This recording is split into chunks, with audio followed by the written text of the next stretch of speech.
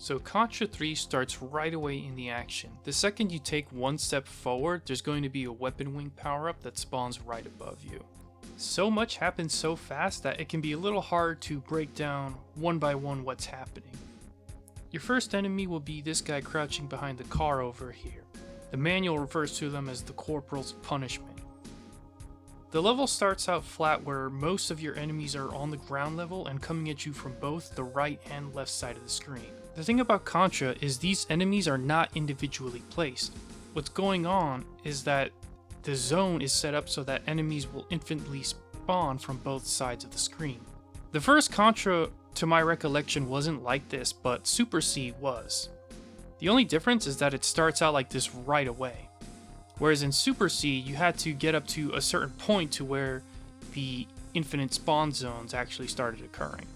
Another aspect to their design is that the corporals are slightly faster than the player, meaning that even if they spawn from the left side of the screen, you can't really ignore them forever. At some point, you're going to have to turn around and shoot them or jump over them.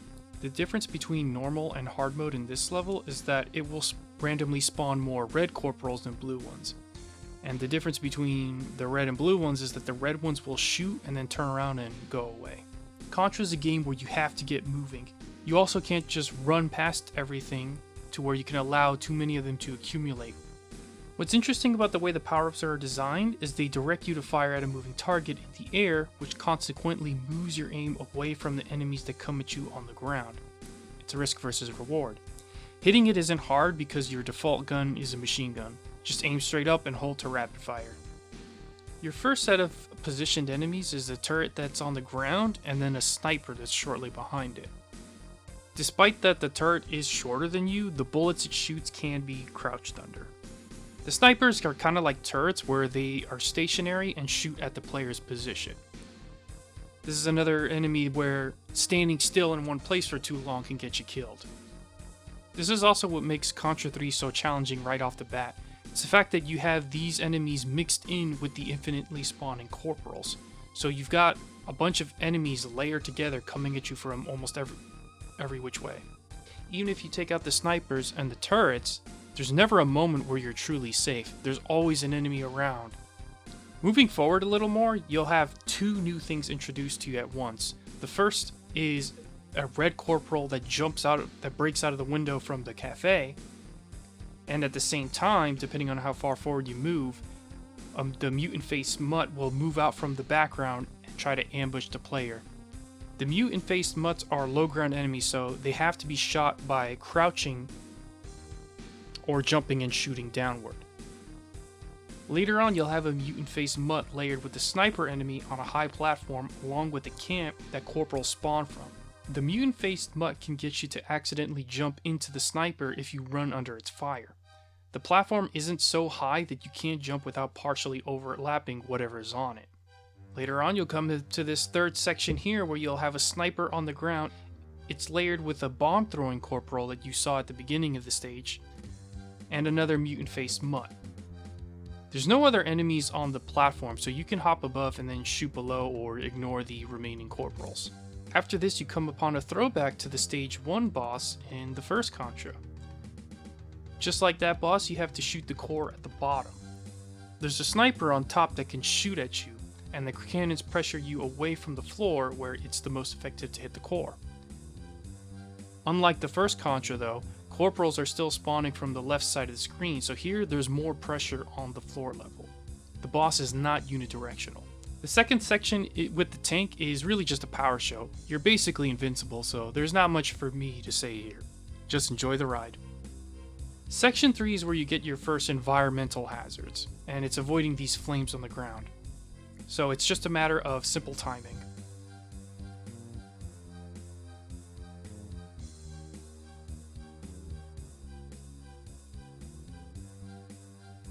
One of the weapon wings contains the barrier power, which allows you to negate this whole section if you get it. After that, there's this tank boss, which is really easy. Whether on normal or hard mode, this guy's a total pushover.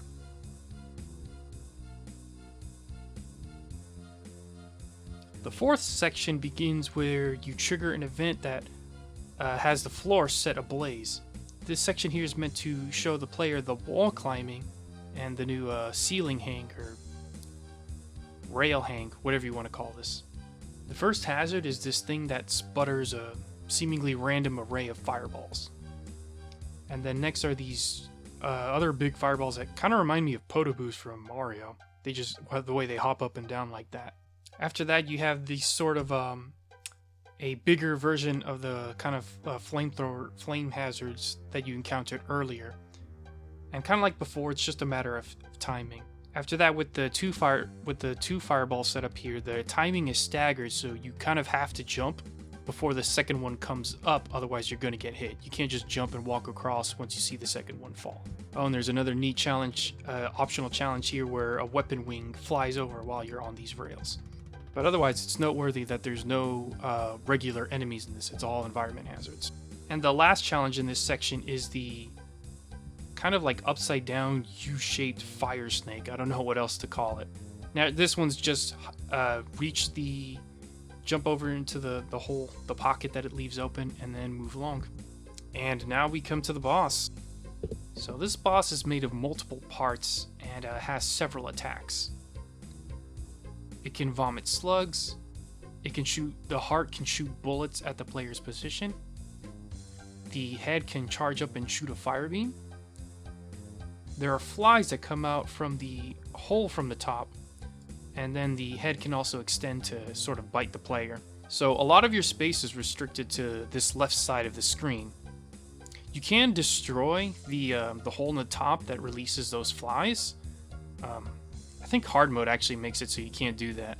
But the main thing with this boss really is just to not let yourself get trapped. Staying on the bottom is the most dangerous spot, especially.